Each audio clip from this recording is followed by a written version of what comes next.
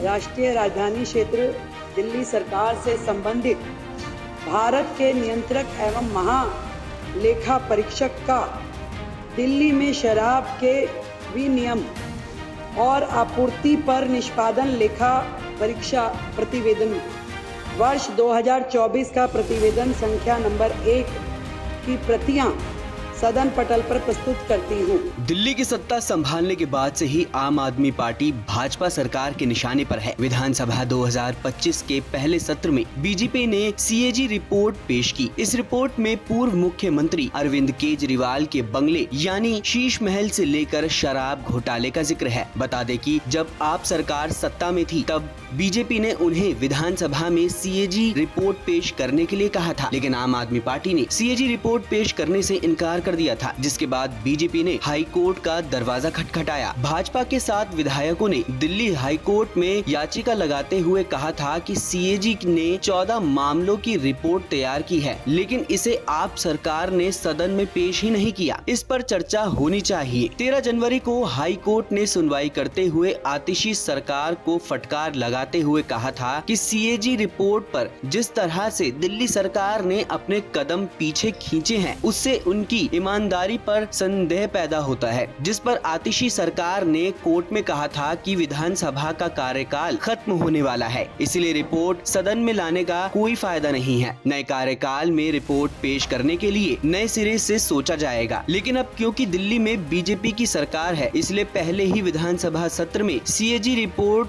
को पेश किया गया। चले जानते हैं कि सीएजी रिपोर्ट क्या है और इस रिपोर्ट में किन नीतियों का जिक्र किया गया है और कैसे सीएजी की रिपोर्ट की वजह से अरविंद केजरीवाल को जेल भी जाना पड़ सकता है। संविधान में सरकारी खर्च की पड़ताल के लिए एक सरकारी एजेंसी बनाने का प्रावधान है। अनुच्छेद 148 के मुताबिक इस एजेंसी के प्रमुख की नियुक्ति राष्ट्रपति द्वारा की जाती है। सीएजी का काम सभी सरकारी संस्थाओं का ऑडिट करना और उसकी रिपोर्ट संसद या विधानसभा के पटल पर रखना है। 25 फरवरी मंगलवार के दिन विधानसभा में जो सीएजी रिपोर्ट पेश की गई, उसमें सीएम आवास की मरम्मत करने के लिए उल्लंघन करने का जिक्र किया गया है, यानी कि सीएम आवास का दायरा 36% तक यानी 1397 वर्ग मीटर से 1905 वर्ग मीटर बढ़ाने के जिक्र किया गया है। सीएम आवास के रिनोवेशन के लिए एस्टिमेटेड कॉस्ट को पीडब्ल्यूडी ने 4 बार मॉडिफाई किया। 6 फ्लैग स्टाफ रोड पर मुख्यमंत्री आवास की मरम्मत के लिए लोक निर्माण विभाग द्वारा 7.91 करोड़ का एस्टिमेट बजट तय हुआ था,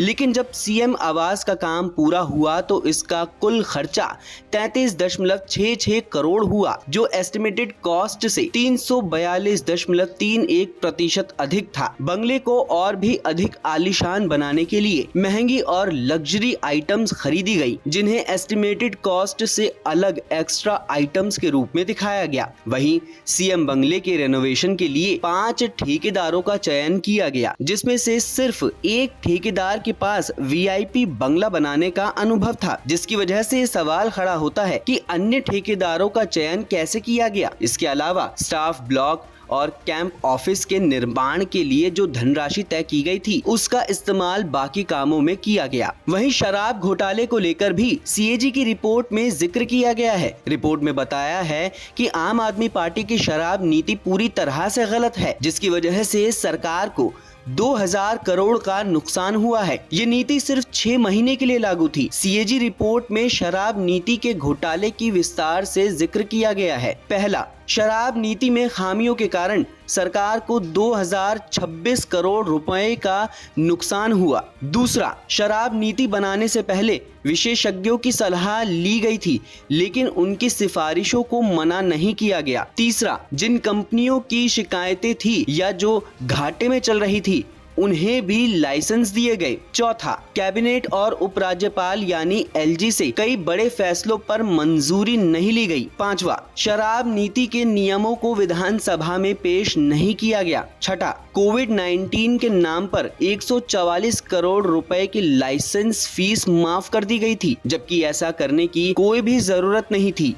सातवां, सरकार ने जो लाइसेंस वापस लिए उन्हें फिर से टेंडर प्रक्रिया के जरिए आवंटित नहीं किया गया, जिससे 890 करोड़ रुपए का नुकसान हुआ। आठवां, जोनल लाइसेंस धारकों को छूट देने से 941 करोड़ रुपए का नुकसान हुआ। नौवां, सिक्योरिटी डिपॉजिट राशि ठीक से न वसूलने के कारण 27 करोड़ का नुकसान हुआ। 10वां, शराब की दुकानें हर जगह समान रूप से नहीं बांटी गई। वहीं सीएजी की रिपोर्ट में मोहल्ला क्लिनिक का ऑडिट भी किया गया है। मोहल्ला क्लिनिक के लिए जितना बजट पास किया गया था उससे कम का ही इस्तेमाल किया गया और न ही जितने मोहल्ला क्लिनिक स्थापित करने का लक्ष्य रखा गया था उतने मोहल्ला क्लिनिक स्थापित किए गए। रिपोर्ट के अनुसार 2016 से 2023 तक दिल्ली में 1000 मोहल्ला क्लिनिक बनाने का लक्ष्य रखा गया था, लेकिन 31 मार्च 2023 तक सिर्फ 523 मोहल्ला क्लिनिक ही स्थापित हुए, जिनमें से 31 इवनिंग शिफ्ट वाले थे। वहीं 1000 मोहल्ला क्लिनिक को स्थापित करने के लिए 35.16 करोड़ रुपए का बजट पास किया गया था, जिसमें से 9.78 करोड़ रुपए का ही उपयोग किया गया। वहीं 4 जिलों के 218 मोहल्ला क्लिनिकों में से 41 क्लिनिकों में डॉक्टरों की लगातार छुट्टी की वजह से 15 से 23 दिनों तक क्लिनिक बंद रहता था। इसके अलावा बुनियादी सुविधाएं और चिकित्सा उपकरण और आवश्यक दवाइयों की कमी आम आदमी द्वारा बनाए गए मोहल्ला क्लिनिक में देखने को मिली। सीएजी की अगली रिपोर्ट में डीटीसी बसों को लेकर भी घोटाले का जिक्र किया गया है। आप पार्टी ने दिल्ली में महिलाओं के लिए बसों में फ्री सवारी की योजना लागू की थी, जिसकी वजह से सीएजी ने अपनी रिपोर्ट में पेश किया कि दिल्ली परिवहन निगम घाटे में जा रही है। सीएजी ने रिपोर्ट में पेश किया कि डीटीसी को घाटे से निकालने की जरूरत है और इसके लिए अरविंद केजरीवाल ने 10,000 नई बसों की खरीद का ऐलान किया था, जिसके बाद कैबिनेट में बसों की खरीद की संख्या 5500 कर दी गई थी।